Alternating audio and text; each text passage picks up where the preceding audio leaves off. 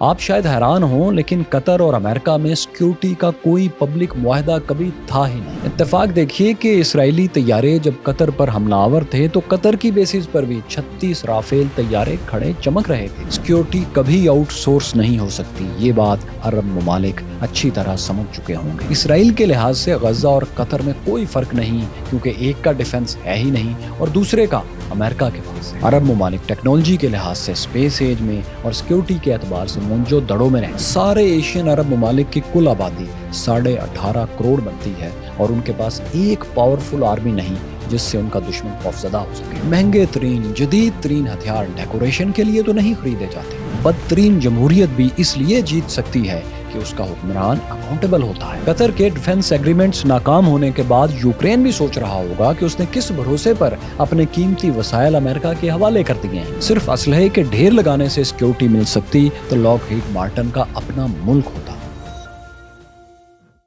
کیسے ہیں دوستو، میں فیصل وڑائچ۔ قطری خاندان کے اہم ترین فرد یعنی پرائم منسٹر محمد بن عبد الرحمن بن جاسم، جو کہ وزیر خارجہ بھی ہیں، انہوں نے امریکی وزیر خارجہ سے اور امریکن پریزیڈنٹ سے ڈونلڈ ٹرمپ سے ملاقات مکمل کر لی ہے۔ اس میں ان کی بہت سی باتیں ہوئیں اور ڈونلڈ ٹرمپ نے اپنی ٹیم کے ذمے کچھ کام بھی لگائے ہیں کہ قطر کے ساتھ مل کر ان کو انجام دیا جائے۔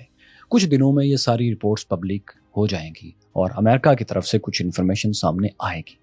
ان میں جو بھی میڈیا میں اب تک رپورٹ ہوا ہے وہ رسمی باتیں ہیں، لیکن ایسا تو ہو نہیں سکتا کہ قطر نے امریکی سیکیورٹی گارنٹیز پر بات نہ کی ہو، کیونکہ قطر پر جب حملہ ہوا تو ایئر ڈیفنس سسٹم کو امریکن آفیسرز آپریٹ کر رہے تھے۔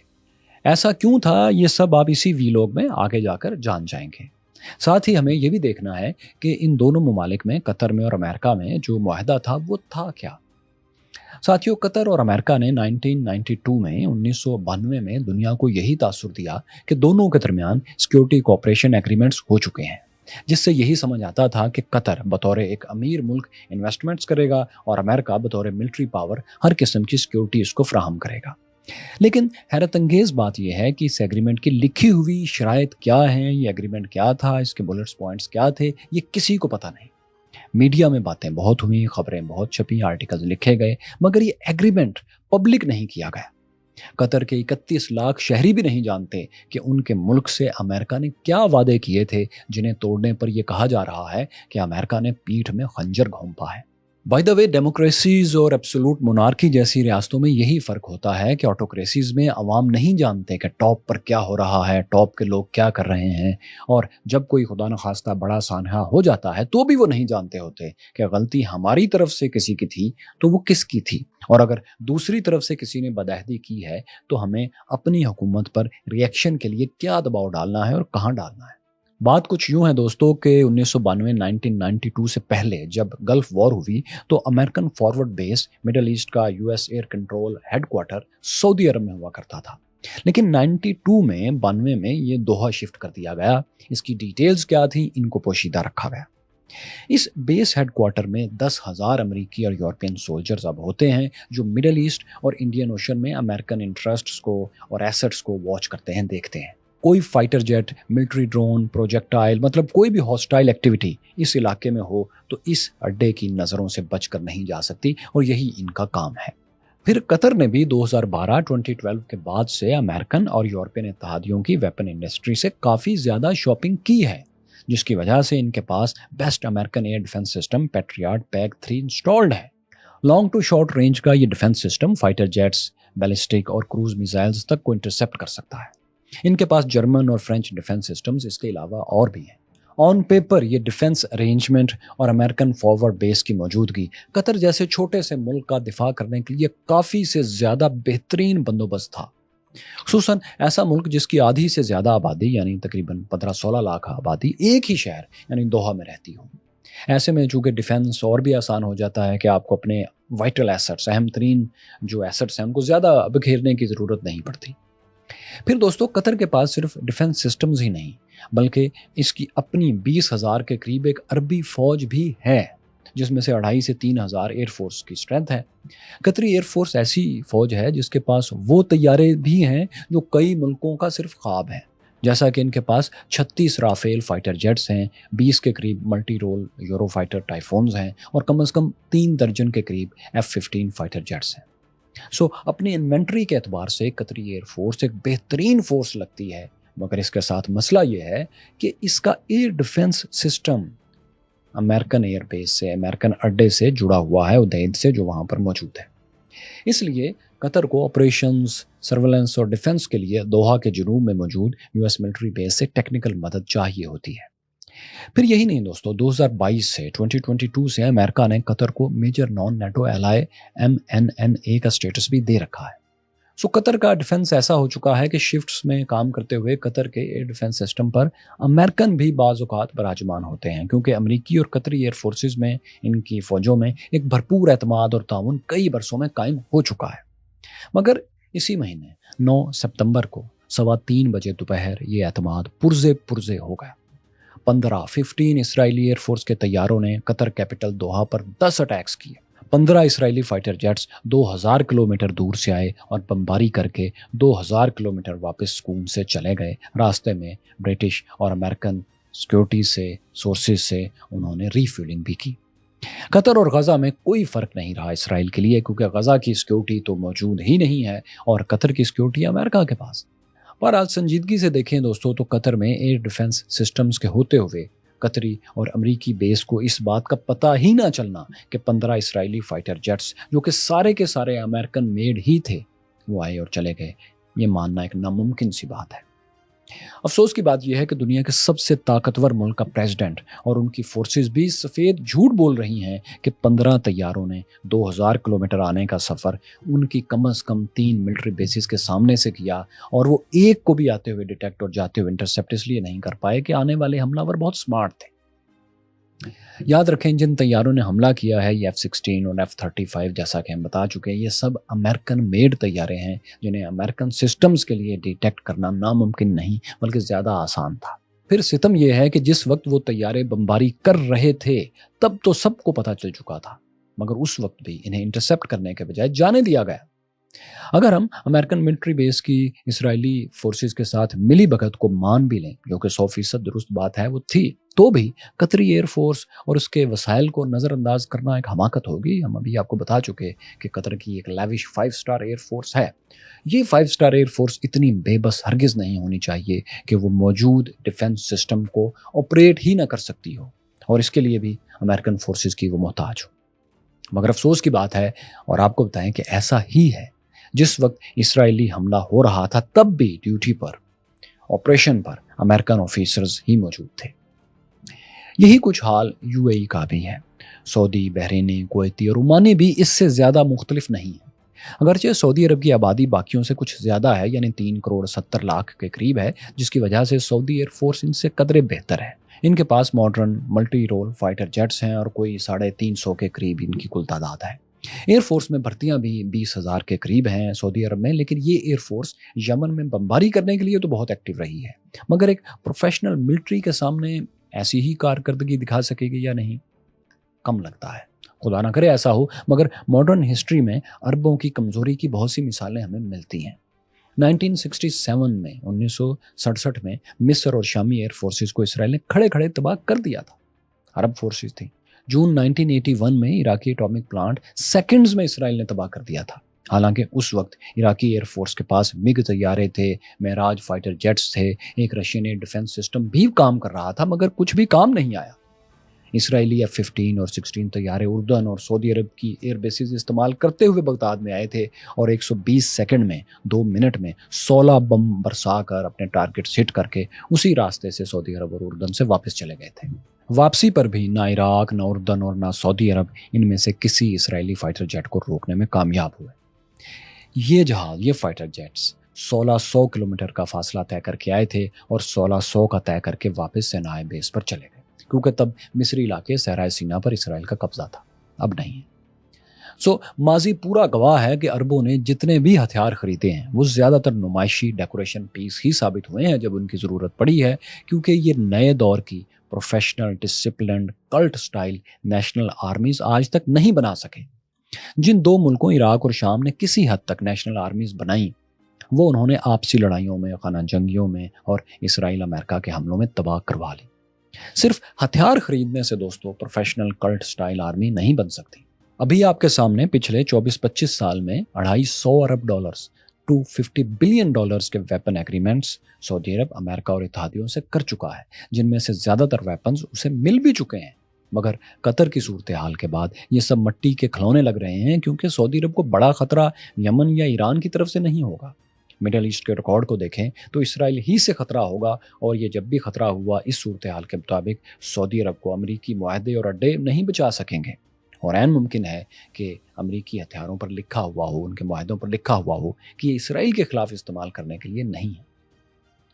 दोस्तों, इस तरह के अमेरिकी मिलिट्री के तमाम शोबे, सेंटकॉम, CIA और पेंटागन की पूरी मिडल ईस्ट पॉलिसी तो इसराइली एंगल से ही बनती है, उनकी मुशावरत से बनती है, मोसाद के ताउन से बनती है, क्योंकि यहाँ की जासूसी वही अमेरिका को फराहम करते हैं, और इसराइल को क्वालिटेटिव एज देना अमेरिका का कानून है, जिसके बारे में हम कई वीडियोज़ में बात कर चुके हैं। अमेरिकन रेडार्स खित्ते में कहाँ हैं और किस वेपन सिस्टम को अमेरिका ने और उसके इत्तेहादियों ने या जिसको उन्होंने बेचा है उसने कहाँ इंस्टॉल किया है, इसकी इतनी खबर शायद अमेरिकन सिक्योरिटी एडवाइजर्स को ना हो जितनी इंटेलिजेंस मोसाद चीफ को होती है। इसीलिए वो जब चाहे किसी भी अरब मुल्क पर हमला कर सकता है, चाहे अमेरिका को एतमाद में लेकर करे, हमला करने के बाद एतमाद में ले ले, या फिर धोखा देकर बेखबर रख कर दे और फिर बाद में बता दें। इसे कुछ भी फर्क नहीं पड़ता, क्योंकि इसराइल को इल्म है कि दुनिया इधर से उधर हो जाए, फिलहाल अमेरिका इसराइल के खिलाफ मुजम्मत या जुबानी जमा खर्च से आगे नहीं बढ़ सकता, क्योंकि इसराइल अमेरिका का स्नो, स्टोन या सैंड, कुछ भी आप song of ice and fire के हिसाब से कह लें, वो है। इसीलिए इससे नाराजगी हो सकती है, डांट टपट हो सकती है, मगर खून तो अपना है। इस प्रोजेक्ट को नाकाम या कमज़ोर करना वो अफोर्ड नहीं कर सकते, वरना फिर अपने हाथ साफ रखने के लिए वेस्टर्न पावर्स की डर्टी जॉब्स कोई और क्यों करेगा अगर इसराइल नहीं होगा। तो इसराइल वेस्टर्न वर्ल्ड का स्टोन बॉय है, सैंड बॉय है, और जब तक दूसरी वर्ल्ड पावर का मुफाद इससे नहीं टकराएगा, इस जोग्राफिया से नहीं टकराएगा, इसराइल की चीरादस्तियाँ यूं ही जारी रहेंगी।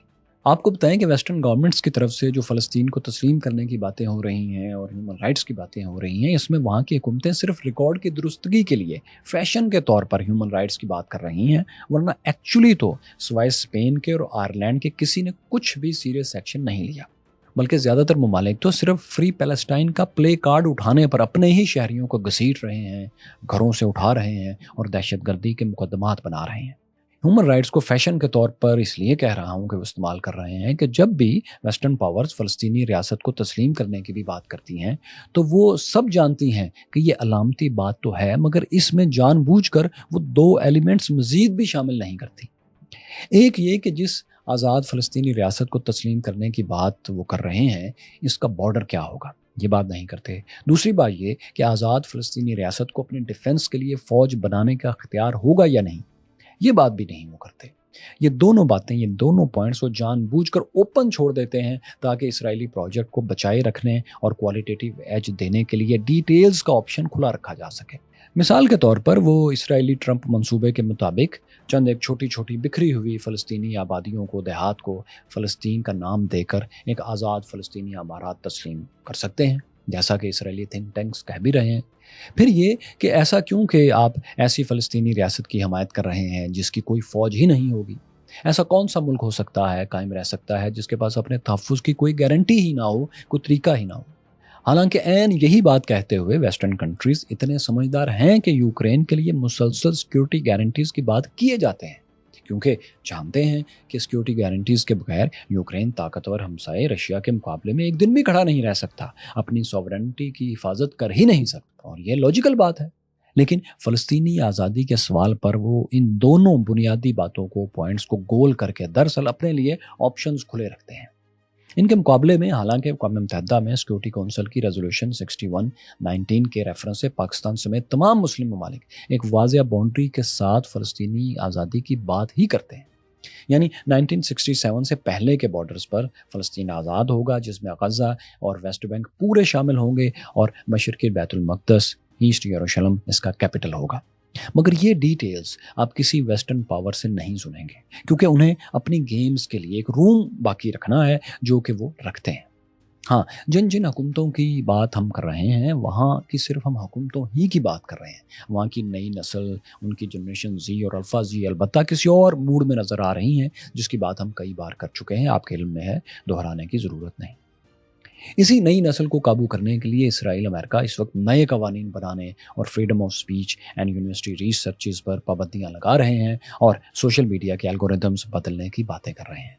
इसके लिए जो भी इक़दामात होंगे वो खुफिया होंगे, इनको खुफिया तौर पर करेंगे, लेकिन उनका असर आपको नज़र आना शुरू हो जाएगा। अगरचे ये स्टेप्स भी देर पा नहीं हो सकते, देर तक कायम नहीं रह सकते, क्योंकि डिजिटल प्लेटफॉर्म्स को भी ज़्यादा से ज़्यादा व्यूअरशिप और मुनाफा चाहिए, और वो अपने एल्गोरिदम्स को कम आबादी वाले ममालिक के लिहाज से रिस्ट्रिक्शंस में नहीं रख सकते। इससे ज़ाहिर है उन्हें माली नुकसान होगा। यानी कैपिटलिस्ट मुआशरे में एक जालिम कैपिटलिस्ट के लिए कैपिटल इकॉनमी ही उसका फंदा बन रही है। दूसरे एंगल से आप यूं समझे कि ये भी अगर खुफिया इकदामात होंगे या एग्रीमेंट्स होंगे तो ज़्यादा देर पा साबित नहीं होंगे। कतर की मिसाल अभी शुरू में हमने आपके सामने रखी, आपने देख भी ली कि कैसे इनको भाग दौड़ अब करना पड़ रही है, क्योंकि इकदामात खुफिया थे, एग्रीमेंट्स खुफिया थे। अगर कुछ ब्लैक एंड वाइट में पब्लिक होता तो इन्हें ज़्यादा आसानी होती बातचीत करने में। कतरी वज़ीर-ए-आज़म मोहम्मद बिन अब्दुर्रहमान सानी जो अभी अमेरिकन सेक्रेटरी ऑफ स्टेट से स्पेशल एनवॉय से और डोनाल्ड ट्रंप से मिले हैं, तो ज़ाहिर है कोई तो ऐसी बात थी उस मुआहदे में जिस पर वो इतनी संजीदगी से बात करने के लिए इतनी जल्दी वहाँ पहुँचे हैं। ज़ाहिर है सामने नहीं थी, लेकिन खुफिया कुछ तो था। ये कोई ज़ुबानी गारंटीज़ थी या लिखी हुई कुछ खुफिया टर्म्स थी, जो भी था हम नहीं जानते, लेकिन कुछ था।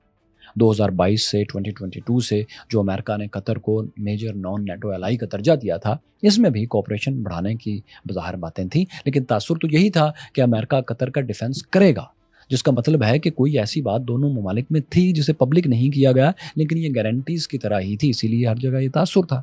मसलन London based news organisation Middle East Eye की वेबसाइट पर लिखा जा रहा है कि कतर के एयर डिफेंस सिस्टम पर अमेरिकन सोल्जर्स ड्यूटी दे रहे थे। उन्होंने पूरा अटैक हो जाने के बाद भी वापस जाते हुए इसराइली जहाज़ों को इंटरसेप्ट करने की कोशिश नहीं की, जिसका इसके अलावा और कोई मतलब नहीं कि उन्होंने इसराइल को फैसिलिटेट किया या उन्हें पहले से इल्म था और उन्होंने कतर को ये सब हो जाने तक लाइल्म रखा। क्योंकि जब अटैक हो रहा था और 10 मिनट के करीब इसराइली तैयारे कतरी फ़ज़ा में थे, तो ये सब कुछ मोस्ट मॉडर्न डिफेंस सिस्टम्स की मुकम्मल तकनीकी नाकामी ही सिर्फ नहीं हो सकता। अरब मीडिया, वॉशिंगटन पोस्ट और दीगर इंटरनेशनल अखबारात इस पर मुसलसल लिख रहे हैं कि कतर अमरीकी सिक्योरिटी से एतमाद खो रहा है। यानी हम ही नहीं, सारी दुनिया यही तासुर ले रही है कि कतर और खलीज की हकीकी सिक्योरिटी गारंटी अमेरिकन के ज़िम्मे थी। गो के ऐसा कोई डॉक्यूमेंट पब्लिक नहीं, लेकिन कुछ ऐसा था कि अमेरिकन उस वक्त ड्यूटी दे रहे थे डिफेंस की स्क्रीन्स पर, और कतर इस वक्त इतना नाराज़ है कि वो कुछ दिखाने गया है कि देखिए हमने लिखा ये था या ज़ुबानी ये बात की थी। फिर अमेरिकन रिएक्शन से भी यही जाहिर हो रहा है कि कुछ था, क्योंकि डोनाल्ड ट्रंप जिस किस्म के मुंह फट शख्स हैं, वो तो साफ कह सकते हैं कि हमारा कतर से कोई सिक्योरिटी गारंटीज जैसा मुआहदा था ही नहीं, सिर्फ सिक्योरिटी कोऑपरेशन का मुआहदा था, जिसके मुताबिक हम उसे वेपन्स और ट्रेनिंग्स देना थी हमें और हम दे रहे हैं बस। मगर वो तो ऐसा नहीं कह रहे, व्हाइट हाउस भी नहीं कह रहा, state department, pentagon, Marco Rubio, पीट हेग्स्ट, कोई ज़ायोनिस्ट स्टालवर्ट ऐसा नहीं कह रहा। इसलिए हम एक मोहतात राय कायम कर सकते हैं कि खलीजी ममालिक ख़ुसूसन कतर की अमेरिका से कोई ऐसी अंडरस्टैंडिंग थी, लिखी हुई या बगैर लिखी हुई, जिसके पूरा ना होने पर कतरी हुक्मरान ख़ानदान बहुत सख्त बेचैन और नाराज़ है। अमरीकी इदारे एक्सियोस न्यूज़ इदारे पर एक रिपोर्ट भी छपी कि कतर अमेरिका से अपने सिक्योरिटी ताल्लुकात, अपने सिक्योरिटी एग्रीमेंट्स रीअसेस कर रहा है, नज़रसानी कर रहा है। लेकिन कतरी इंटरनेशनल ऑफिस ने इस एक्सियोस की खबर की फौरी तरदीद भी कर दी थी। उन्होंने अपने ऑफिशियल एक्स अकाउंट पर लिखा कि एक्सियोस का दावा कतई तौर पर गलत है। ये खबर एक नाकाम कोशिश है कि कतर और अमेरिका के दरमियान ताल्लुकात तबाह किए जाएं, ताकि वो एलिमेंट्स इससे फ़ायदा उठा सकें जो अमन के दुश्मन हैं और मिडल ईस्ट में क्याओस चाहते हैं, अफरा तफरी चाहते हैं। फिर इसी कतरी इंटरनेशनल ऑफिस ने दोबारा वाजे किया इसी अपने पैगाम में कि आज तो कतर अमेरिका के ताल्लुकात, दोनों मुल्कों के ताल्लुकात कमज़ोर होने के बजाय सिक्योरिटी और डिफेंस में पहले से ज़्यादा मजबूत हैं, और हम दोनों मुल्क माजी की तरह मुस्तकबिल में भी एक दूसरे की हमायत करते रहेंगे और मिलकर दुनिया में अमन के लिए काम करेंगे। पता नहीं ये कैसे मौजूदा सिक्योरिटी डिफेंस उनका बढ़ा है, जिसमें उनके ऊपर 10 मिसाइल फायर हुए हैं, 10 मिनट तक इसराइली तैयारे बमबारी करते रहे हैं। कतर की इस ऑफिशियल स्टेटमेंट के बाद दोस्तों अब किसी को शक नहीं रहना चाहिए कि कतर इसराइल के खिलाफ कोई एक भी काइनेटिक स्टेप लेने नहीं जा रहा। मतलब तमाम अरब ममालिक जो 14 और 15 सितंबर को दोहा में एक मुश्तरका इजलास करने जा रहे हैं, उसमें जो भी फैसले होंगे वो डिप्लोमेटिक, सफारती और मुआशी दबाव से ज़्यादा नहीं होंगे। इनके कैलकुलेशन में यही इनकी जीत होगी। वैसे जितनी इनकी पर्सनल मिलिट्री पावर है, उस लिहाज से इन्हें सूट भी यही करता है कि फ़िलहाल यही करें। इसराइली हमले का जवाब ईरानी स्टाइल में देना इनके बस की बात नहीं। बाय द वे एक्सियोस जो कि अमेरिकन इनर सर्कल की खबरें देने वाला बहुत अहम इदारा है, वो एक डिमांड बहुत पहले कुछ दिन पहले लीक भी कर चुका है। इसके मुताबिक डोनाल्ड ट्रंप के ज़रिए इसराइली वज़ीर-ए-आज़म नेतन्याहू से कतर मुतालबा कर रहा है कि वो गारंटी दे, एलानिया कहे कि वो कतर पर दोबारा कभी अटैक नहीं करेगा। आप और हम सब जानते हैं कि एक war criminal prime minister Netanyahu ऐसी गारंटी कभी नहीं देगा, और खुसूसन उस वक्त जब उसकी पॉपुलैरिटी, उसके मुल्क में उसकी पावर, उसका वोट बैंक बढ़ ही इसलिए रहा है कि उसने 2 दिन में 7 मुस्लिम ममालिक पर बमबारी की है। कतर के पास सबसे पहले पहुंचने वाले यूएई प्रेसिडेंट शेख मोहम्मद बिन ज़ायद अल नाहयान भी इसराइल अमेरिका पर इतने डिपेंडेंट हैं कि उन्होंने इसराइली सफ़ीर को वापस भेजने की बात तक नहीं की। बस इसराइली सफ़ीर से हल्की फुल्की वजाहत तलब की है और बस। लेकिन ये खबर भी यूएई से नहीं, इसराइली अखबारात से आई है। इससे आप सूरत हाल का अंदाज़ा लगा सकते हैं कि उनके मुकाबले में, यानी इन खलीजी ममालिक के मुकाबले में, स्पेन के प्राइम मिनिस्टर कितने बहादुर हैं, क्योंकि उन्होंने इसराइल की गज़ा जेनोसाइड पर बहुत सख्त जुमले कहे, तकरीरें की, इसराइली मिनिस्टर्स पर, इंतहा पसंद मिनिस्टर्स पर पाबंदियाँ लगाईं और तल अवीव से इसराइल से अपना सफ़ीर भी वापस बुला लिया एहतजाजन। लेकिन सो कॉल्ड इब्राहिम अकॉर्ड्स पर दस्तखत करने वाले तीनों अहम तरीन अरब ममालिक ने इतनी सी जुर्रत भी नहीं दिखाई जितनी यूरोपियन ममालिक ने, स्पेन ने और आयरलैंड ने दिखाई है। वैसे इसकी एक बहुत बड़ी और अहम वजह भी है, जिसकी तरफ हम कई बार इशारा कर चुके हैं। ये वजह और कमज़ोरी जो है वो ये है कि हर अरब ऑटोक्रेट रूलर के पीछे, अमीर, सुल्तान या शाह के पीछे एक ताकतवर ख़ानदानी राइवल ऐसा खड़ा है जो इसकी जगह लेने की पोजीशन में है, या लेना चाहता है, या तैयार हो सकता है। ऐसे सब उम्मीदवारों की किसी भी मुमकिन साजिश को कामयाब ना होने देने के लिए अरब ममालिक को अमेरिकन इंटेलिजेंस की हर वक्त मदद चाहिए होती है। अमेरिका मिडल ईस्टर्न अपनी पॉलिसी इसराइली कोऑपरेशन से और मोसाद इंटेलिजेंस की मदद से चलाता है। सो डॉट्स आप खुद कनेक्ट कर सकते हैं कि ये तमाम ममालिक किस हद तक अमेरिका पर डायरेक्टली और फिर इनडायरेक्टली इसराइल पर डिपेंड कर रहे हैं, मतलब इनके रूलर्स। बस मिसाल के तौर पर हम आपको चंद नाम बताए देते हैं जो कि पहले से आम हैं, हम कोई नया राज नहीं बता रहे, लेकिन एक दफ़ा उनका जिक्र कर देते हैं। इसके अलावा और भी बहुत से नाम हैं। आप हमारी इस वीडियो में जान चुके हैं कि सऊदी डिजूरे हुक्मरान MBS मोहम्मद बिन सलमान अपने बड़े कज़न मोहम्मद बिन नाइफ को ज़बरदस्ती हटाकर वली अहद बने थे, क्राउन प्रिंस बने थे। जबकि ये असल क्राउन प्रिंस मोहम्मद बिन नाइफ जो हैं, इनको उन्होंने बरसों से कैद में रखा हुआ है और वो अब भी लोगों की नज़रों से ओझल है। इसी तरह UAE की 7 रियासतों के सरबराह जो हैं अबू धाबी के शेख ज़ायद बिन नहयान हैं, मगर उनकी इन तमाम 7 रियासतों में बशमूल उनकी रियासत माइंडसेट बहुत फ़र्क है। सब एक तरह से नहीं सोचते, सबकी पॉलिसीज़ एक तरह से नहीं हैं। इन्हें सबको एक साथ रखने के लिए हुक्मरान को बहुत से कंप्रोमाइज़ करने पड़े हैं और उन्होंने किए हैं। जो लोग UAE में रहते हैं वो इन रियासतों का फ़र्क और हुक्मरानों के मिजाज को बहुत अच्छी तरह समझते हैं। वो दूसरे कबाइल की बुलिंग और उनको खुश रखने के लिए जो यहाँ के हुक्मरान इक़दामात करते हैं वो उनको आए दिन देखा भी करते हैं। सो ये भी इन हुक्मरानों के लिए एक पोटेंशियल थ्रेट होता है, जिससे बचने के लिए इन्हें बड़ी ताकत की मदद और जासूसी में मदद चाहिए होती है। इसके बाद उर्दन दोस्तों जो कि इसराइल के बिल्कुल साथ है, बॉर्डर पर है और जिसकी सॉवरेनिटी दिन रात इसराइल वायलेट करता है, यहाँ भी हाशमी बादशाह अब्दुल्ला सानी की हुक्मरानी कम से कम एक बार चैलेंज हो चुकी है। और ये बगावत उनके छोटे भाई प्रिंस हमजा बिन हुसैन ने की थी, जो कि क्राउन प्रिंस थे, वली अहद थे। इन्हें 2021 में गिरफ्तार कर लिया गया और तब से अब तक इन्हें ओझल रखा हुआ है। आखिरी बार बस यही खबर ऑफिशियली अनाउंस की गई थी कि इन्हें गिरफ्तार कर लिया गया है, जिसके बाद हमजा बिन हुसैन का प्रिंस टाइटल भी इनसे ले लिया गया, क्राउन प्रिंस का टाइटल भी ले लिया गया और अब शाह अब्दुल्ला सानी के बेटे प्रिंस हमजा की जगह पर क्राउन प्रिंस हैं, वली अहद हैं, वही बादशाह बनेंगे। इसके अलावा दोस्तों, उर्दूनी बादशाह का इक़्तिदार 50% से ज़्यादा फ़लस्तीनी आबादी के बगावत के खदशे में हर वक्त रहता है। कुछ मुख्तलिफ अंदाज में ऐसी ही सूरत हाल बाकी गल्फ स्टेट्स और अरब ममालिक के हुक्मरानों की भी है। एक अरब मुल्क बशमूल अफ्रीका या तो ऑटोक्रेसी में है, यानी एब्सोलूट मोनार्की में है, या फिर जैसे हमने कहा मिस्र की तरह डिक्टेटरशिप में है, या फिर लिबनान और शाम की तरह क्योस में है। किसी एक जगह भी ना तो अरब मिजाज में डेमोक्रेसी लाने की कोशिश की गई है और ना ही अमेरिका इसराइल किसी डेमोक्रेटिक इलेक्टेड हुक्मरान या एंटिटी को ठहरने देते हैं। गजा में हमास और मिस्र में इख्वानुल मुस्लिमीन से ताल्लुक़ रखने वाली सियासी जमात का अंजाम आप देख चुके हैं। इसी की वजह से जो भी हुक्मरान अरब ममालिक में हैं वो तमाम के तमाम कंप्रोमाइज्ड हैं। ये तब तक कंप्रोमाइज्ड ही रहेंगे जब तक इन ममालिक में कोई ऐसी तब्दीली नहीं आ जाती, ये ममालिक किसी ऐसी बड़ी तब्दीली से नहीं गुजरते जिसके बाद गवर्नमेंट्स में ट्रांसपेरेंसी आए और हुक्मरान बजाय बैरूनी ताकतों के रहमो करम पर होने के अपनी आवाम के दबाव में रहें और बदले जाएं। اور پرم طور پر ان کی تبدیلی ہو سکے، اور پھر اپنی سیکورٹی بھی یہ لوگ اپنے ہاتھ میں لے سکیں، ایسی تبدیلی آئے۔ مگر افسوس یہ ہے کہ فی الحال اس کا دور دور تک کوئی امکان نظر نہیں آتا۔ By the way cures fellows, قطر میں اسرائیلی حملوں کے بعد امریکن سیکورٹی گارنٹیز کا مذاق دنیا بھر میں اڑایا جا رہا ہے۔ قطر سے بے وفائی کے بعد اب تمام American so called strategic allies جو دور بیٹھے ہیں وہ سر پر ہاتھ رکھے داڑیاں کھجا رہے ہیں کہ امریکن ایگریمنٹس جن پیپرز پر لکھے ہیں اور جن پیپرز پر دستخط ہیں دونوں پارٹیز کے، اب ان صفحات کا بہترین استعمال اور کیا ہو سکتا ہے۔ اس وقت سب سے پریشان یقیناً یوکرین ہی ہوگا، کیونکہ اس نے اسی سال 30 اپریل کو امریکہ سے ایگریمنٹ سائن کر لیا ہے، جو کہ آن پیپر کسی طرح ایک سیکورٹی گارنٹی ایگریمنٹ ہرگز نہیں ہے۔ مگر یوکرین کو پورے یورپ نے یہی کہہ کر اس معاہدے میں دھکیلا ہے کہ اس سے امریکن سیکورٹی آٹومیٹک مل ہی جائے گی، یعنی انڈائریکٹلی۔ انٹرنیشنل میڈیا میں کہا بھی یہی گیا کہ یوکرین امریکہ ریکنسٹرکشن انویسٹمنٹ فنڈ ایگریمنٹ سے دراصل یوکرین سیکیور ہوگا۔ ایکسپرٹس بھی میڈیا میں آ کر بتاتے رہے کہ جب یوکرین میں وہ پروجیکٹس چل رہے ہوں گے جن میں آدھی انویسٹمنٹ امریکن کی ہوگی، وہی آدھی انویسٹمنٹ جو امریکہ نے یوکرین کے وسائل کو بیچ کر ہی کمائی ہوگی، وہی آدھی انویسٹمنٹ، اس کے باوجود یوکرین کو 2 فائدے ہوں گے۔ ایک تو یہ کہ باقی دنیا بھی یہاں انویسٹمنٹ کرے گی، اور دوسرا فائدہ یہ کہ ان ایریاز میں رشین فوج بم نہیں برسائے گی جہاں امریکن پروجیکٹس ہوں گے۔ کیسا ہے؟ یوکرین نے اپنے قیمتی وسائل اسی کمزور سے دھاگے کی گارنٹی پر امریکہ کے حوالے کر دیے ہیں۔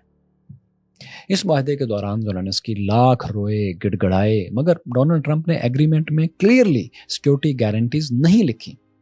ولادیمیر زیلنسکی کو یوکرین کے پریزیڈنٹ کو کسی زبانی گارنٹی پر ہی خوش ہونے کے لیے مجبور کیا گیا کہ امریکہ سے لانگ ٹرم اکنامک پارٹنرشپ ہی کا مطلب سیکورٹی گارنٹی ہوگا۔ مگر اب یوکرینی اور ان کے ساتھ ساتھ تائیوانی، جاپانی اور فلپائنی اتحادی، امریکن اتحادی سوچ رہے ہوں گے کہ اگر ایک ملک $4 کروڑ کا سونے کے پانی والا بوئنگ 747 تحفے میں دے کر $1.2 ٹریلین کی انویسٹمنٹ کا وعدہ کر کے ایگریمنٹ کر کے بھی محفوظ نہیں، تو ہم غریب ڈونلڈ ٹرمپ کے آگے کیا بیچتے ہیں؟ سعودی عرب بھی سوچ رہا ہوگا کہ وہ جو نیوم میں ایک ریت پر دیوار بنا رہا ہے، ایک لائن پروجیکٹ بنا رہا ہے، ٹریلینز آف ڈالر کے جو پروجیکٹس اسرائیل سے بالکل قریب چند 100 کلومیٹر پر بنا رہا ہے، یہ نشانے تو قطر سے بہت قریب ہیں۔ تو ان کی سیکورٹی کے لیے کیا امریکہ پر بھروسہ کرنا چاہیے یا ان پروجیکٹس کی قیمت کم کر کے آدھے پیسوں سے وہاں کچھ سیکورٹی خریدنی چاہیے، اور اگر خریدنی ہے تو پھر کس کی خریدنی ہے؟ دوستو، سعودی عرب اور امریکہ کے درمیان پچھلی صدی کے پہلے ہاف میں بھی کچھ تاریخی معاہدے ہوئے تھے جنہوں نے سعودی عرب کی تاریخ کو بدل کر رکھ دیا۔ یہ معاہدے کیوں کرنا پڑے، اور اس سے پہلے سعودی عرب قائم کیسے ہوا، اور وہ جو معاہدے ہوئے وہ پھر اب تک کیوں چل رہے ہیں، یہ سب کچھ ہم نے بہت دلچسپ انداز میں شاہ فیصل کی بایوگرافیکل ڈاکومنٹری میں دکھایا ہے۔ اسے آپ یہاں ٹچ کر کے دیکھ سکتے ہیں۔ یہاں دیکھیے کہ مسلم اور عرب ایک زمانے میں گولڈن ایج میں رہتے تھے، دنیا کی سپر پاور تھے، لیکن پھر یہ پاور ختم کیوں ہو گئی؟ اور یہ رہی چارلز ڈارون کے ان سمندری سفروں کی سنسنی خیز کہانی جس نے انسانی تاریخ، سوچ کے دھارے کو اور سائنس کو بدل کر رکھ دیا۔